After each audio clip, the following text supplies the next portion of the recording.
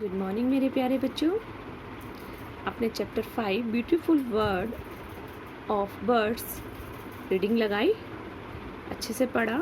और मैंने आपको एक काम दिया था, अगर आपको ध्यान हो तो, कि जो डिफ़िकल्ट वर्ड्स है आपको वो ढूंढना है और उनके मीनिंग भी आपको लिखने हैं। किया है या नहीं? मुझे पता है नहीं किया ना। आप बेटा इसको ज़रूर पढ़ना। और कुछ वर्ड्स तो मैं लिखकर आपको दे रही हूँ आज, बट जो कुछ आप एक्स्ट्रा जो आपको नहीं आते हैं आप उनको भी उस आपकी जो नोटबुक है उसमें लिखकर तैयार रखना। ठीक है बेटा? चलिए अब हम आपके वर्ड मीनिंग स्टार्ट करते हैं। तो कीवर्ड्स हैं चैप्टर 5 का। फर्स्ट है ट्रंक। ट्रंक यानी कि the main part of the body, जिसको हम हिंदी में धड़ भी कहते हैं। जैसे बेटा ये बर्ड है, तो बर्ड का जो ये मेन पार्ट है ना, इसको हम ट्रंक कहते हैं। Second feather. फेदर यानी पंख। अटैच्ड यानी लगा हुआ या जुड़ा हुआ भी हम कह सकते हैं। बोट शेप्ड बॉडी यानी नाव के आकार का शरीर को हम बोट शेप बॉडी कहते हैं। बोट यानी नाव, शेप मतलब आकार, और बॉडी यानी शरीर। होलो। होलो यानी खोखला। खोखला कैसे? मैंने आपको बोला था ना, जैसे ये पेन है और पेन के देखो बीच का पार्ट खोखला है ना, तो ठीक उसी तरह से उसको हम होलो कहते हैं। फ्लाइट। फ्लाइट यानी उड़ान।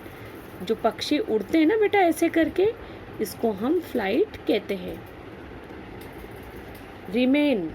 रिमेन यानी रहना या बचा हुआ भी कई जगह इसका यूज़ होता है। इसके बाद एक्सटेंड यानी विस्तार। यानी विस्तार का मतलब होता है बेटा हिंदी में कि बहुत बड़ा एरिया को जो घिरता है या एक से ज़्यादा। इस विस्तार का मतलब अलग जगह अलग अलग निकलता है। यहाँ विस्तार का मतलब था कि कुछ जो बर्ड्स हैं वो लो हाइट पर उड़ते थे, कुछ वेरी लो हाइट पर, और कुछ वेरी हाई। तो इसीलिए इसको हम एक्सटेंड यहाँ पर इसने वर्ड्स यूज़ किया। एक्वाटिक। एक्वाटिक यानी जलीय यानी जल में रहने वाले। ग्लैंड। ग्लैंड यानी ग्रंथि। अब बेटा ये क्या होती है? जैसे आपके आँख होती है, आँख से आंसू निकलते हैं ना, वो आंसू क्यों निकलते हैं? क्योंकि आपके आँख में, आपकी आइज़ में ऐसी ग्लैंड्स होती हैं जो आंसुओं को बाहर निकालती है। उसके अंदर जैसे ही कुछ सेंस आता है तो उनको हम ग्रंथि कहते हैं। यानी कि अगर आप समझ सके तो हमारी बॉडी का एक पार्ट ही ग्लैंड कहलाता है। प्रिवेंट। प्रिवेंट यानी रोक।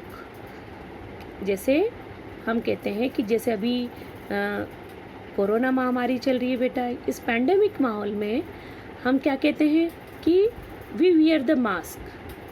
हमें मास्क पहनेंगे तो हम इससे प्रिवेंट कर सकते हैं, इस बीमारी को रोक सकते हैं। तो प्रिवेंट मतलब रोक, कि आप किस तरह से इसको रोक सकते हो। इसके बाद मटेरियल्स। मटेरियल मतलब सामान, जो कोई भी सामग्री होती है। जैसे कि हमें लिखने और पढ़ने के लिए क्या मटेरियल की ज़रूरत होगी? बुक्स की, कॉपी की, पेंसिल की। ठीक उसी तरह से जो नेस्ट बनाने के लिए उन लोगों को किसके मटेरियल की ज़रूरत होती थी? वही सामग्री। हैच। हैच यानी अंडे से निकलना। जो अंडे होते हैं ना बेटा, तो जब पक्षी अंडे देता है तो उसको तो ले कहते हैं। ले यानी अंडे को देना। और जब ये फूटते हैं और इनमें से जब बच्चे निकलते हैं उसको हैच कहते हैं। तो अब समझ आ गया ले और हैच में फ़र्क। ले यानी अंडों को देना, और हैच यानी जब अंडे से टूटकर जब इनमें से पक्षी निकलता है बेटा, उसको हम हैचिंग कहते हैं या हैच कहते हैं। तो ये मैंने कुछ वर्ड्स आपको दिए हैं, इन्हें अच्छे से लर्न करना, और मैं आपको इसकी PDF भी भेज दूंगी बेटा। जय हिंद।